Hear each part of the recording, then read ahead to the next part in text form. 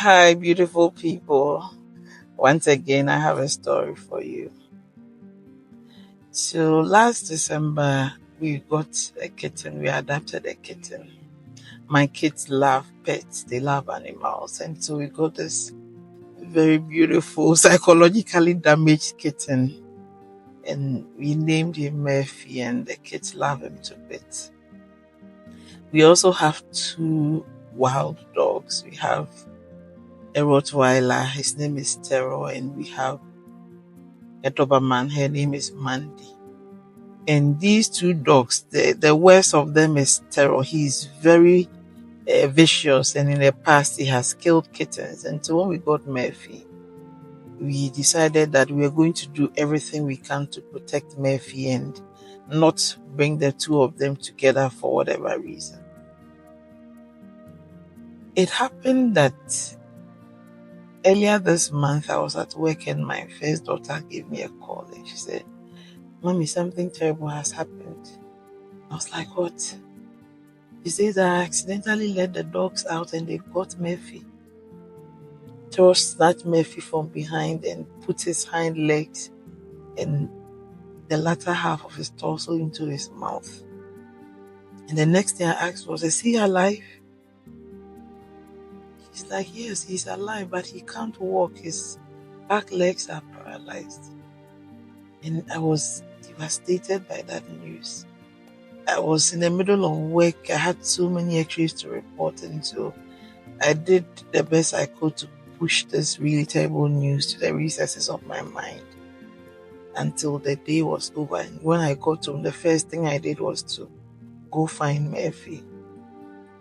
And true to what my daughter had described, here he was paralyzed from half of his belly down.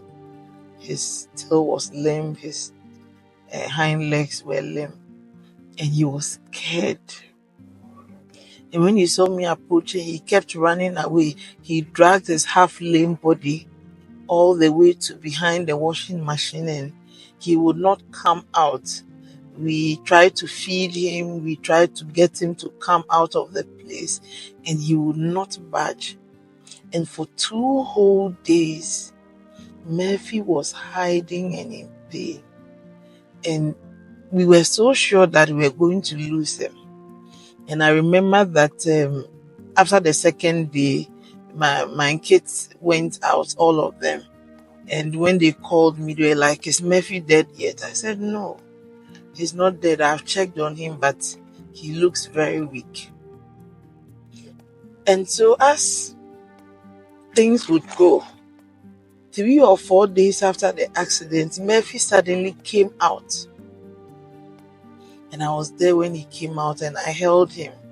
I picked a towel, I laid him on the towel on my lap. And I petted him and I don't know if he understood what I said, but I spoke to him and I told him how sorry I was for the pain that Terror had caused and all that, sweet nothings. And a couple of hours later, I fed him. And this time he ate a little bit of it. And then the next day he was stronger and ate a little more. And in a few days, Murphy has recovered. He's lame halfway down his body plus his two hind legs. But his two front legs and the upper part of his body is alive. And he slowly learned to live with his disability. This story is not about cats. This story is about you and I. There are many, many things that have come up from behind us and grabbed us from behind and broken our backs. Not literally, I mean figuratively broken us. And they have left us paralyzed in different ways and in different forms. Some of us have been left with scars, physical, emotional, psychological, and even spiritual scars. But the good thing is that because you can hear or see me right this minute, you survived it. You survived and you are here, and that should count for something. Whatever it is that got you when you were not looking, for some of you, you actually saw it coming and you ignored the warning signs and you got broken, but you are alive.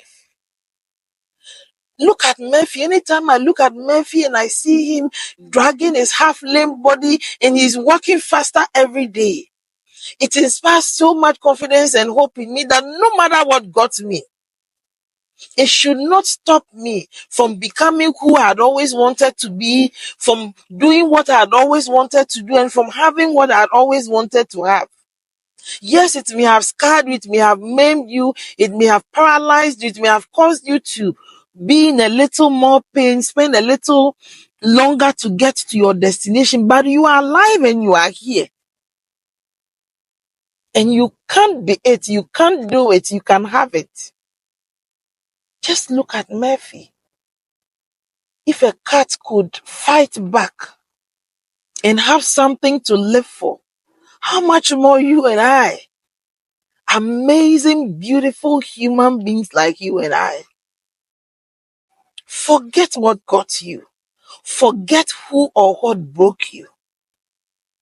You are here and that is all that matters. Go out there and be what you had always wanted to be. Have what you have always wanted to have and do what you have always wanted to do. And you know the beauty of it?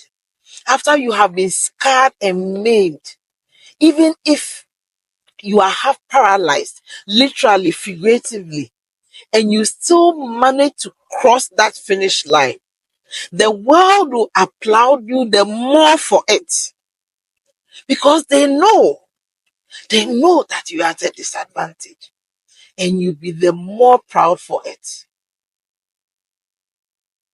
You can do it. Cheers.